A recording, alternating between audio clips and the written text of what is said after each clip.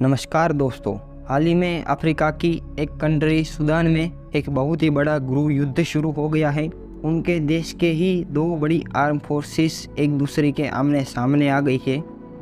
तो क्या है पूरा मामला, what is the reason behind it, who is the person behind it, और ऑपरेशन कावेरी और भी बहुत कुछ है जानने को। तो इस वीडियो के एंड तक ज़रूर बने रहेगा।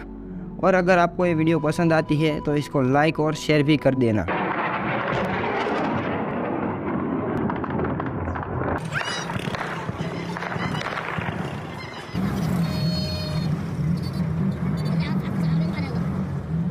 तो हेलो दोस्तों, स्वागत है आपका मेरे इस YouTube चैनल पे। और शुरू करते हैं बिना किसी देरी के।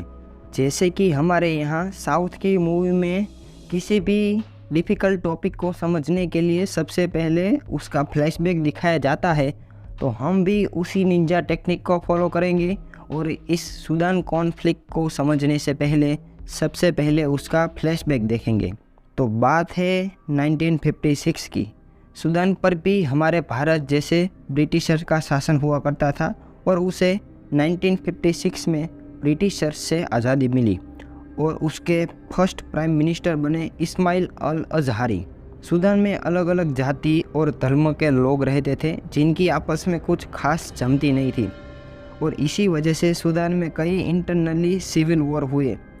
पहला 1955 में, दूसरा हुआ 1983 में, फिर हुआ दारफुर रीजन में 2003 में, जिसके आगे चलते साउथ सूडान एक इंडिपेंडेंट कंट्री उभर आया। सिविल वॉर होने का मेन रीज़न था नॉर्दर्न सूडान में अरब मुस्लिम की ज़्यादा पॉपुलेशन और सदर्न सूडान में ब्लैक अफ्रीकन क्रिश्चियन की ज़्यादा पॉपुलेशन। अरब मुस्लिम को गवर्नमेंट का सपोर्ट था और अफ्रीकन क्रिश्चियन को Sudan people liberation army SPLA का एक ग्रुप था, वो सपोर्ट करता था। 1989 में एंट्री होती है एक ऐसे पर्सन की जो अब तक का सूडान पे सबसे ज़्यादा रूल करने वाला है, उमर अल बशीर, जो 2019 तक सत्ता में रहते हैं। वो सूडान आर्मी के ब्रिगेडियर जनरल थे सत्ता में आने से पहले और उन्होंने सिविल वॉर के चलते उस समय के PM साकिब अल महदी को हटाकर आर्मी की मदद से पावर अपने हाथ में ले लिया और सूडान के प्रेसिडेंट बन गई। उमर अल बशीर ने रिवोल्यूशनरी कमांड काउंसिल को बैन कर दिया और खुद एग्जीक्यूटिव और लेजिस्लेटिव पावर हासिल कर ली और उनकी party NCP national Congress party एक अकेली ऐसी पार्टी थी जो इलेक्शन में हिस्सा लेती थी। लेकिन सवाल उठता है कि क्या इससे जो सिविल वॉर चल रहे थे उसका कुछ हुआ? तो जवाब है बिल्कुल नहीं। सिविल वॉर तब भी चल रहे थे। 2003 में सूडान पीपल लिबरेशन आर्मी और movement and justice and equity movement ने सरकार के खिलाफ आवाज़ और हथियार उठाए और उनकी आवाज़ दबाने के लिए उमर अल बशीर ने लोगों के साथ बहुत ही दर्दनाक बर्ताव किया और ये मूवमेंट दारफुर रीजन में बहुत ही हाई लेवल पे थी। मैं आपको मैप में हाईलाइट करके बता रहा हूँ, वो दारफुर रीजन है। वहाँ पे कंट्रोल में लेने वाले लोगों को झांझावीर कहा गया और आगे चल के यही झांझावीर RSF का रूप लेती है। RSF मतलब रैपिड सपोर्ट फोर्सेस। और इन सब के चलते 9 जनवरी 2005 में केन्या में एक कॉम्प्रिहेंसिव पीस एग्रीमेंट साइन किया गया नेशनल कांग्रेस पार्टी NCP और SPLM Sudan people liberation movement के बीच।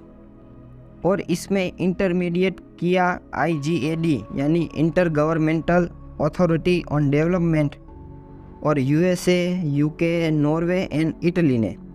इसमें सूडान को 2 नेशन में बांटने की बात की गई थी।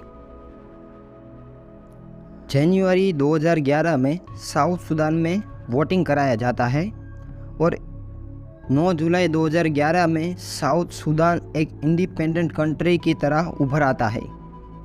और इसी तरह देश का फिर से पार्टीशन न हो और देश में आगे होने वाले सिविल वॉर को कंट्रोल में लेने के लिए RSF को बनाया गया, जिसमें ज़्यादातर झांझावीर के मेंबर ही शामिल थे और RSF के जनरल मोहम्मद हमदम दगालो को बनाया गया। उमर और बाशिर ने 2019 में अब्देल फतेह अल बुरहान को आर्मी का जनरल बनाया। उमर और बाशिर ये जानते थे कि जिस तरह उन्होंने आर्मी पावर के ज़रिए सत्ता हासिल की थी, एक दिन उनकी सत्ता भी इसी तरीके से जा सकती है। इसलिए उनको अल बुरहान पे ज़्यादा भरोसा नहीं था और उन्होंने आरएसएफ जनरल मोहम्मद हमदम दगालो पर रिलाइंग करना शुरू किया बैकअप सपोर्ट के लिए। लेकिन इससे पहले 2015 में यमन में एक मिशन हुआ था जिसमें सूडान आर्मी और आरएसएफ ने साथ में काम किया था, इसीलिए इन दोनों जनरल के बीच काफ़ी अच्छी बनती थी। दिसंबर 2018 में इकोनॉमी कोलैप्स से देश को बचाने के लिए देश में इमरजेंसी लागू कर दी गई। फॉरेन करेंसी की शॉर्टेज हो गई और इन्फ्लेशन 70% तक हो गई थी। तो लोगों ने इसके खिलाफ आवाज़ उठाई और उमर और बाशिर को हटाने की डिमांड की और इसमें सूडान आर्मी और आरएसएफ ने मिलकर प्रेसिडेंट उमर और बाशिर को 11 अप्रैल 2019 में हटा दिया और आर्मी जनरल अब्देल फतेह अल बुरहान ने सत्ता हाथ में ले ली। इसी साल अगस्त 2019 में उन्होंने एक TSC ट्रांजिशनल सोवरिन काउंसिल का गठन किया, जिसमें कुछ लोग आर्मी ग्रुप के थे और कुछ लोग सिविल पॉलिटिशियन ग्रुप के थे, जो दोनों मिलकर एक फेडरल गवर्नमेंट का निर्माण करेंगे और देश को चलाएंगे। TSC के हेड अल बुरहान खुद बने और उसके डेप्यूटी हेड दगालो को बनाया गया। आर्मी ग्रुप और सिविल पॉलिटिशियन ग्रुप के बीच एक एग्रीमेंट साइन हुआ कि TMC सिर्फ 39 मंथ्स तक देश को चलाएंगी। उसके बाद जैसे स्थिति शांत होती है, वो दोनों मिलकर इलेक्शन करवाएंगे देश में और एक डेमोक्रेटिक तरीके से देश को आगे बढ़ाएंगे, जिसमें पहले 21 मंथ तक आर्मी ग्रुप देश को हैंडल करेंगे और बाकी बचे 18 महीने के लिए सिविल पॉलिटिशियन ग्रुप। लेकिन आर्मी ग्रुप के 21 महीने जैसे ही ख़त्म होने वाले थे, उसके ठीक पहले अक्टूबर 2021 में पॉलिटिकल ग्रुप के मेंबर को हटा दिया गया, क्योंकि आर्मी ग्रुप के मेंबर्स नहीं चाहते थे कि पावर पॉलिटिकल ग्रुप के हाथ में जाए। इसके बाद अल बुरहान ने सिविल पॉलिटिकल ग्रुप के मेंबर्स को फिर से इलेक्ट करना शुरू किया। अब फिर से नए इलेक्ट किए गए मेंबर में वो लोग शामिल थे जिन्होंने पहले अल बाशिर के साथ काम किया था। तो यहाँ पे दगालो को अल बाशिर पे डाउट होना शुरू होता है। फिर TSC ने एक ऐसा बिल प्रेजेंट किया जिसमें आरएसएफ रैपिड सपोर्ट फोर्सेस को सूडानीस आर्मी के अंडर रखने की बात की गई थी। दगालो इससे बिल्कुल ही डिसएग्री करते थे। इसके बाद आरएसएफ ने धीरे धीरे सूडान की राजधानी खार्तूम में अपने मेंबर्स को डिप्लॉय करना शुरू किया, वो भी विदाउट आर्मी परमिशन। ये बात आर्मी को बिल्कुल ही अच्छी नहीं लगी।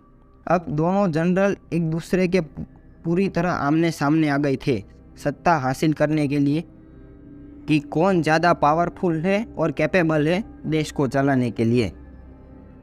15 अप्रैल 2023 को आरएसएफ ने सूडान में कई जगह पर फायरिंग शुरू की और जवाबी कार्यवाही करते हुए सूडान एयरफोर्स SAF ने भी खार्तूम में उनके मेंबर पर हवाई हमला बोल दिया। तुरंत ही सूडान आर्मी ने आरएसएफ को एक रेबल ग्रुप डिक्लेयर कर दिया। मैं जब ये वीडियो बना रहा हूँ तब तक करीब 530 लोगों की जान चली गई है, इंक्लूडिंग सिविलियन, और 4500 से भी ज़्यादा लोग घायल हुए हैं। हमारे करीब 4000 भारतीय सूडान में फंसे हुए हैं, जिनको बचाने के लिए इंडियन गवर्नमेंट ने ऑपरेशन कावरे भी लॉन्च किया है, जिससे करीब अब तक 3862 लोगों को सूडान से मूव किया जा चुका है। तो दोस्तों, ये थी सूडान की अब तक की कहानी। अब आगे क्या होता है ये तो वक्त ही बताएगा। हम भी ईश्वर से यही प्रार्थना करते हैं कि ये मामला जल्दी ही सुलझ जाए और कोई ऐसा पर्सन सत्ता में आए जो सच में उस देश का और देशवासियों का भला चाहता हो। चलते हैं दोस्तों, मिलते हैं किसी एक ऐसे ही रोमांचक और इन्फॉर्मेटिव वीडियो के साथ। लेकिन जाने से पहले आप इस लाइक, शेयर और सब्सक्राइब वाले बटन के साथ सिविल वॉर ज़रूर करते जाइएगा। बाय बाय दोस्तों, जय हिंद, वंदे मातरम।